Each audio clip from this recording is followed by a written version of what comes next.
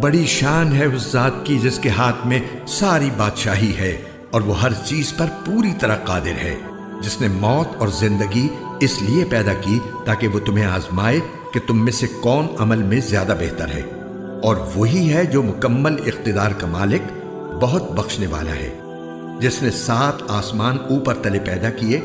تم خدائے رحمان کی تخلیق میں کوئی فرق نہیں پاؤ گے۔ اب پھر سے نظر دوڑا کر دیکھو، کیا تمہیں کوئی رخنہ نظر آتا ہے؟ پھر بار بار نظر دوڑاؤ، نتیجہ یہی ہوگا کہ نظر تھک ہار کر نامراد لوٹ آئے گی۔